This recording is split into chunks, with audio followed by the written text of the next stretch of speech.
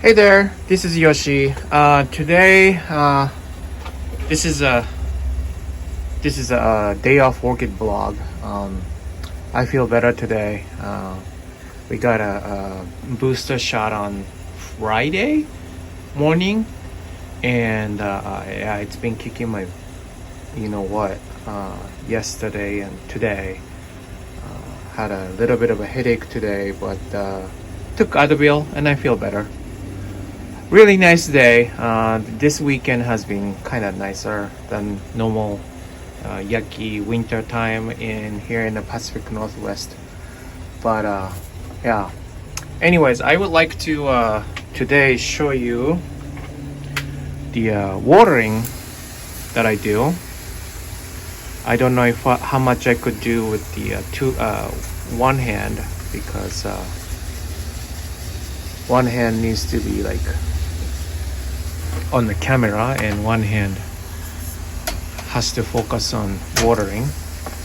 Now those Nasmums type Parishii, winter rest type, I only give a chuckle of water. And then there was also a request on how I would water Phalaenopsis on mount. So I just thought it would be easy to put all that in. Now this is Wilsonii, and I have no clue how to correctly grow them. So if you know, let me know. It's a Dendrobium Wilsonii. Yeah, I think so. And I think it's a winter resting, so I shouldn't be even watering actually. But see, look at that. It's deciduous. It keeps coming back, and I finally got it right in the last few years. So, but anyways, yeah, I also got a Hoyas too. So you know, that's where I get lots of plants and stuff. But anyways, yeah, this is what I do. I don't really pick up one plant at a time. I don't have time for that. I especially in winter time when the tap water is too cold to use for you know, just drain not drain down, like showering down. I don't want to do that in the winter time. So, and Hoya's taking little longer time because it's in a pot, and I don't usually water them that often. They are a little more drought tolerant. I mean, most of them. Some of them needs water constantly, but now those carnivorous plants, I use rainwater only. I do not use water from fertilized water, which is, this is the my container for fertilized water. And yeah, the fertilizing water or fertilized water, I just take a video. I just, what's wrong with me today? I just made a video about it, and that's what I am using at this point. So stay tuned for that. I don't really talk about the fertilizers because I just don't. But I'm trying to make a quality orchids growth. You know what I mean? I've been using CalMag nowadays, but yeah. So I had a little bit of a chat about those kind of stuff too. So yeah, stay tuned for that. I also have a care collab coming up about Brassibola, so that's exciting too. But see, it's kind of hard to do with one hand because one hand is having a camera up. But yeah, I really, I mean, it's that simple. I just you know, really spray it down with lots of water. I don't just give it a chuckle. I make it really dump wet, especially like mounds and stuff. At this point, I water maybe twice a week, maybe 3 times a week. No, twice a week. But what happens is though, I don't really water everything at once, because in the morning I have only like 30 minutes to water things, so I only water like one section or you know, something like that, only as much as I can. I don't water them all the greenhouse every time. But when one section finish, second section finish, and so forth and so on, about the time the first section was watered, it's already like 4 days past or 3 days past or something like that. So it's about time to water, especially for mounts. That is, it's time to water mounts, especially mounts, you know, every other day or 3 days or so. So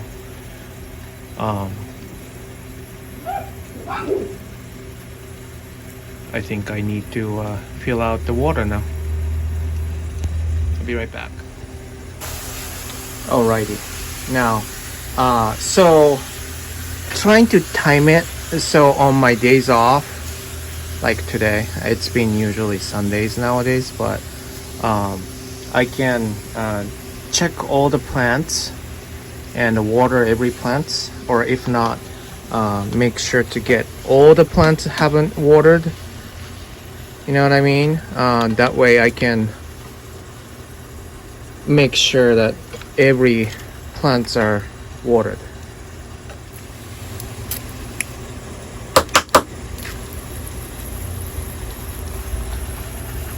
So like you know this one, Howiera Lava Burst, such a monster with the roots production. So I kind of want to make sure that it gets a lot of water too. And there's more Hoyas. I have lots of Hoyas and fowls. So my request, the request for watering was particularly for fowls, and I gotta tell you, and I think I am kind of representing all the greenhouse people, but I don't really, I'm not really careful about watering the crown. The reason being is I have a fan and it's on 24 hours, right? So I know the fowl's crown, the water in the crown gets dry before it gets crown rot. Being said that, I have to make sure that fan's always on. But that's what you can do even in the indoor people. If you have fan on in your grow room, because I know some people have a particular bedroom or something assigned to grow room, and yeah, you can have fan on and you can just water them on top, but mind you, if you can see the difference from regular repotting videos, I on purpose put orchids or phalaenopsis going down. I don't put it up because that's not how it grows, right? And that's why I prefer to mount all the phals, especially the species ones, so that there is no possibility of crown rot, zero. And especially with the fan on, there is not going to be crown rot at all. So that's what I am shooting for whenever mounts my fowls, and my fowls likes it.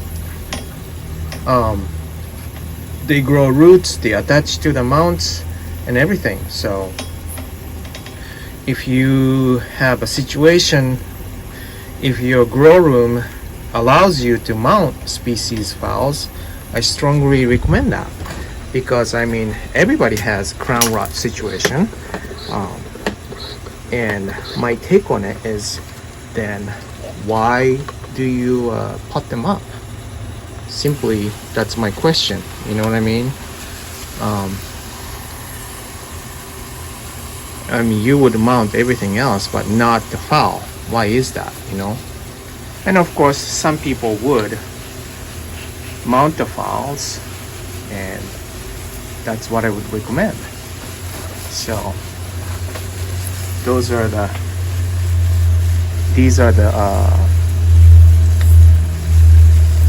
Miltonia from Pola Hillbilly Orchids.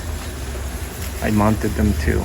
Miltonias are also another good choice to mount, because it's climbing. It has a climbing habit, and this is a Bandopsis. I think it's a Phalaenopsis now or something like that. I'm not really sure, but and that's like a Doc Lila or something. I think it's a kind of a rare side, I think. And this is of course Rodriguesia. This one, not this one. This is a Hoya. But yeah, just like that, I make sure that it's soaking wet, and I don't take each one out and dump in a bucket. I don't do that. Here's more Hoya for you. Just like I said, it's just a regular Carnosa. I don't even remember why I have this one, but I have like 3 Carnosas. And these are Rhincostylus. And I do shower all the Vandas almost every day. Maybe every other day. I'm sorry, I lied. But then I dunk them, especially the roots, like 3, 5, 6 of them a night. I leave it in water for overnight, like what, 8 hours, 10 hours, something like that. And then in the morning before I go to work, I take them out and hang them up, and then I rotate them. And so far so good. That's something I started doing lately. I did that before when I was living in apartment, because I don't have time. I didn't have a space to like spray down like this before, obviously in apartment. So that's how I watered it. Instead of a spray down, I dunked it. You know what I mean? So it's so far so good. I've been spraying, but I had a situation where the spike died the other day on my Vanda denisoniana, and I thought the reason would be that I wasn't watering enough. I mean, it's just a theory anyways, but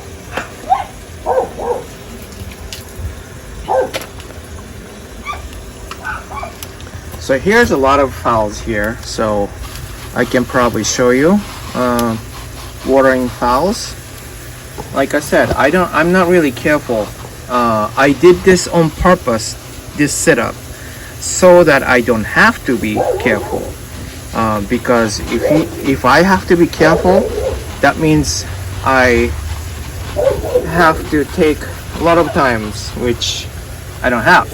I don't want to take time. What is this? Oh, these hibiscus leaves. But anyways, yeah, I don't want to take time. That's the whole point. I'm sorry about the dogs. I can't control it. We have a dog out, my neighbor, and my dog doesn't like him. So anyways, so that's the whole point of mounting. I don't want to be careful. You know what I mean? Rather choose to be not being careful so I can go faster. And it goes on everything, you know, oranges, whatever the monopolio growth habit wants, you know. I just mounted oranges and, you know, where's the oranges there? Like some of them is like Modesta, Mr. CDI. What is this one? I think this is Modesta. This one is C1 Cross, has a 3 spikes, and it's still not in bloom. It's been in spike forever, and I don't know what's up with that, but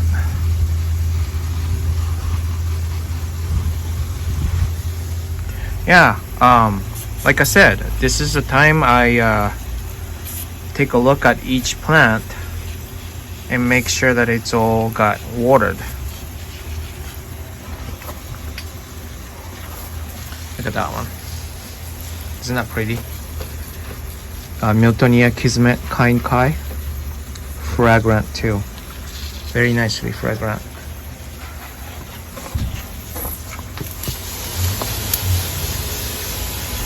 And these maxillarias, the roots are going through these sheath. Okay, you see the sheath and the roots, you see that? So you have to make sure that you are running down the water through the sheath, and those are climbing have climbing habits too, so you want to make sure to have sheath all wet like this, right? Ooh, that hibiscus needs a repot, I guess. Here's my oranges biloba. I think it looks like it's forming the buds now. Pretty exciting.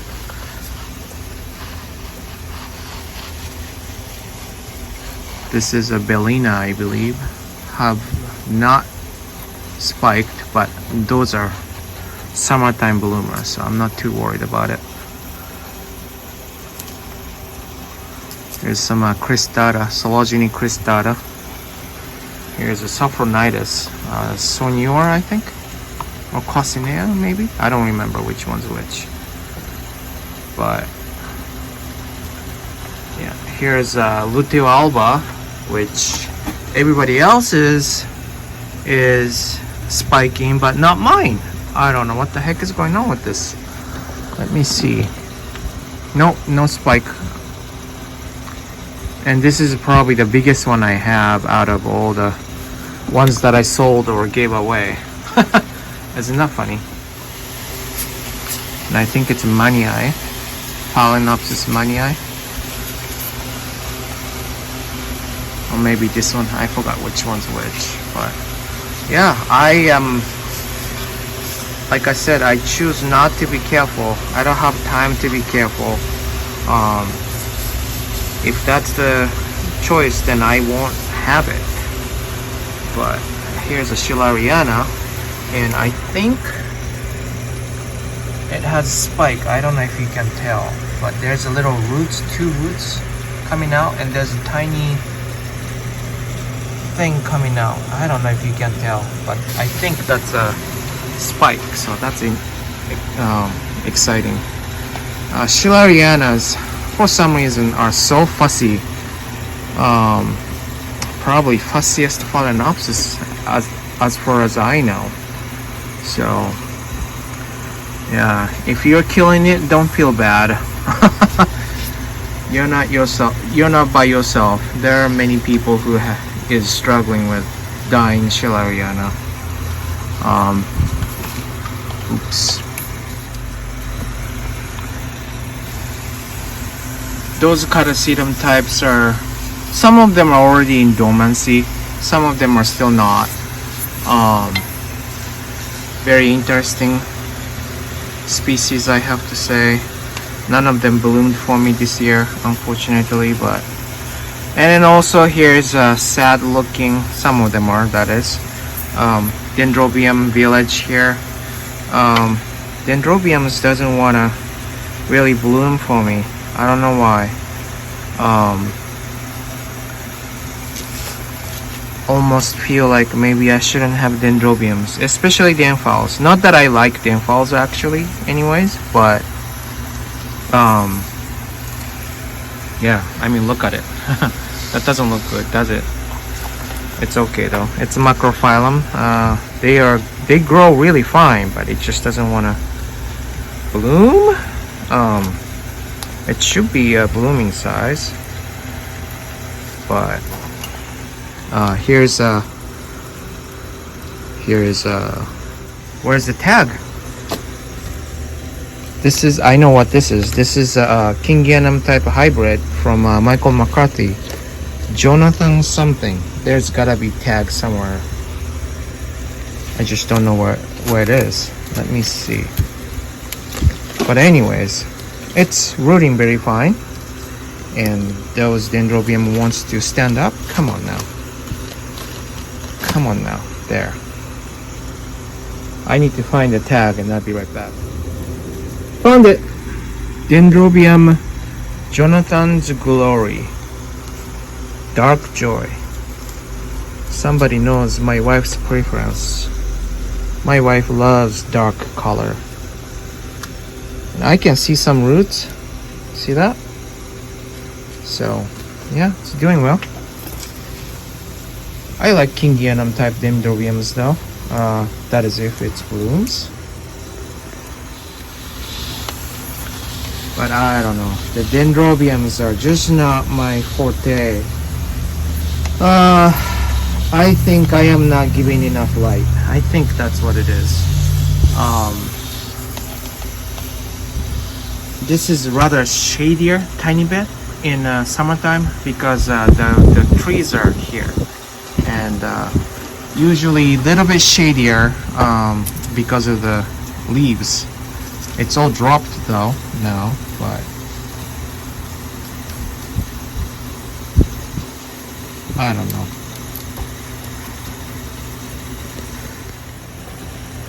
And here's some Carpenterara, Sydney monkey or something. Green Smith. Ooh, heavy top. Stay here, please. Sydney Smith green monkey. I can never remember this, but look at this. This is gorgeous. I like the bloom a lot. Kinda have a funny smell to it, but it's okay. Yeah, it smells like a rubber band. That's what it smells like to me. So, if you like that smell, yeah, why not, right? Never know. And it might be only me, you know?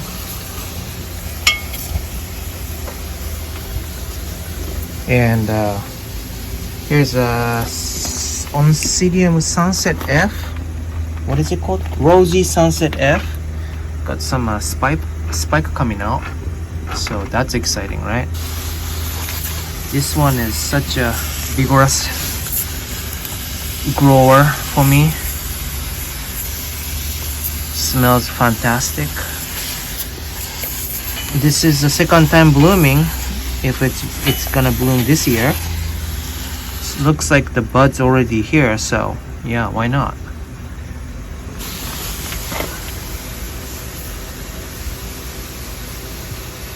But anyways, I don't want to make this watering video so long. You get the idea, right? I'm kind of excited about testing out this fertilizer. So like I said, the video is gonna come sometime this week. I had to test out so that I could get a right amount of fertilizer like 3 times, but